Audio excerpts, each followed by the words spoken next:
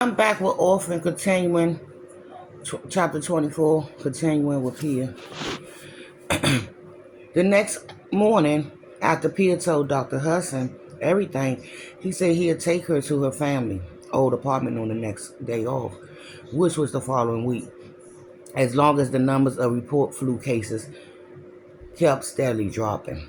In the meantime, as soon as he was done seeing patients for the day, he telephoned the head nun at St. Vincent's to ask about Nurse Wallace.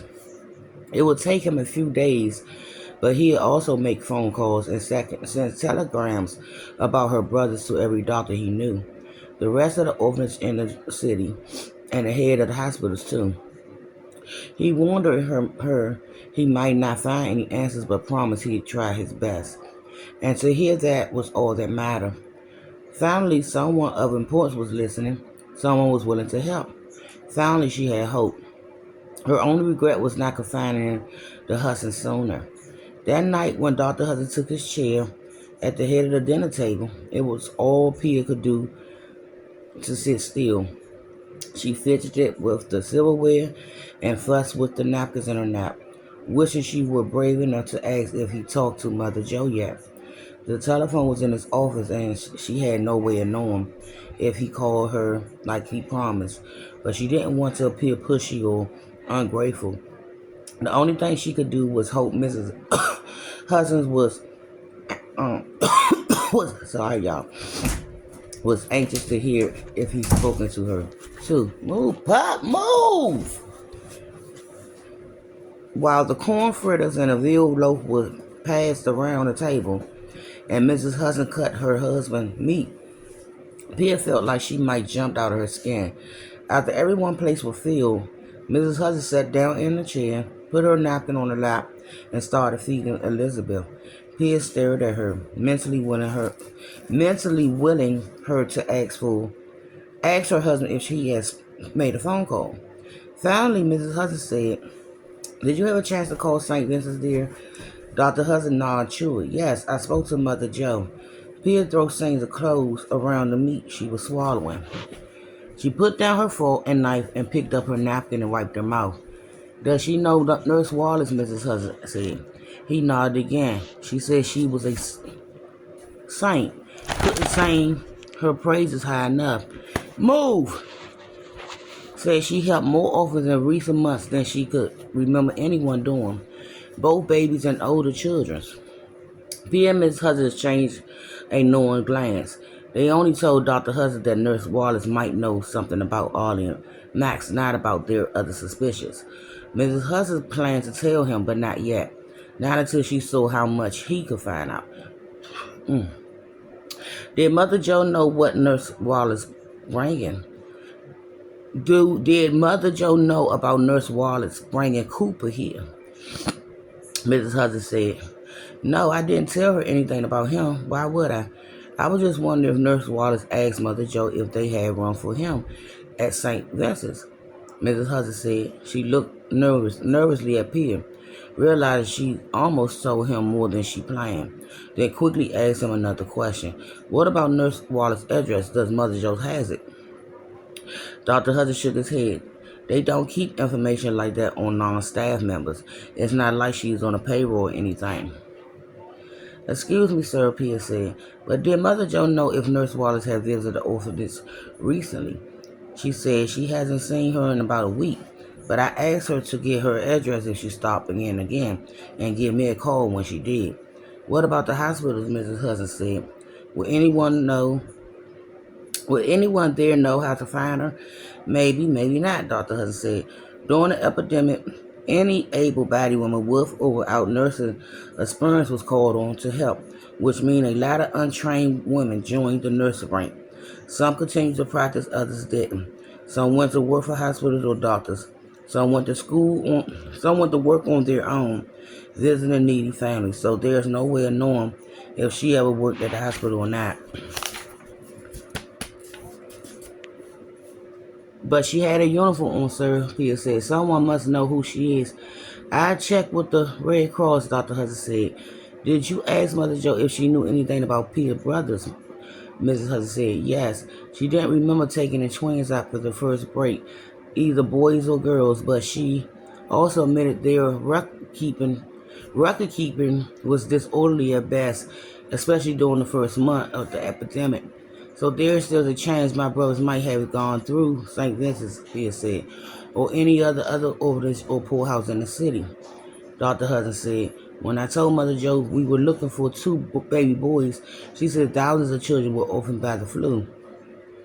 And the orphanage were so overcrowded, like children burial asked people to open their homes to them. Others were being kept in groups in rented houses. A few remained in the homes they were sent to, but most were eventually sent to orphanages or other families outside the city. Pia's heart dropped like an agony on her chest. How would she ever find Ollie and Max amongst thousands of orphanages, especially if some had been sent away? Well, they had records of all the children, Mrs. Hudson said.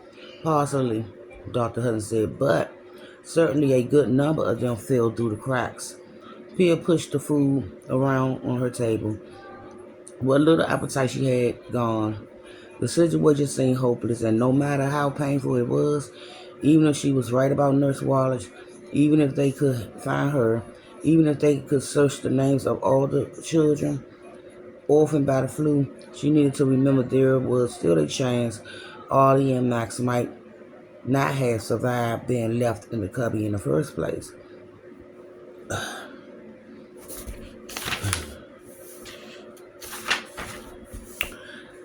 2 days later, a Saturday, Pia was on her way to wake Elizabeth from her nap when the doorbell rang, long and loud. She went back down the stairs, hurried to answer it, hoping against hope it could be someone Dr. Hudson had talked to over the past couple of days. Either the head of the Red Cross or one of his doctor friends coming to tell her Ollie and Max has been found. The no visitor sign was still on the door, so whoever had rung the bell must need something important. But when she reached the foyer and put her hands on the doorknob, she hesitated. What if it was Nurse Wallace? She braced herself and pulled the side-light curtain aside to look out. A young woman in a brown coat stood on the porch, loose corkscrew of straw colored hair hanging around her forehead, the rest pulled back in a frizzy ponytail. She looked to be about 18, with a pale face and dark rings under her eyes. May I help you? Pia said through the door. Mother Joe sent me, the young woman said. Pia's heart started to race. Maybe Mother Joe had called Dr. Hudson with news about Nurse Wallace but couldn't get through. Maybe she sent someone to deliver a message in person instead. She opened the door with shaking hands. The young woman smiled and held out a brown paper package wrapped up in a string. I found this on the porch, she said brightly. The package was addressed to Dr. and Mrs. Hudson. Pia took it and said, You said Mother Joe sent you. That's right, she said. Your mother was looking for help with the children. Pia frowned confused. Why would Mother Joe say Mrs. Hudson was looking for help with the children? Did Dr. Hudson tell her that was the case? Had Mrs. Hudson changed her mind about keeping her there? Maybe being honest about Ollie and Max had been a mistake after all. She swallowed the rising pain in her throat. I'm sorry, she said, but you must have the wrong house.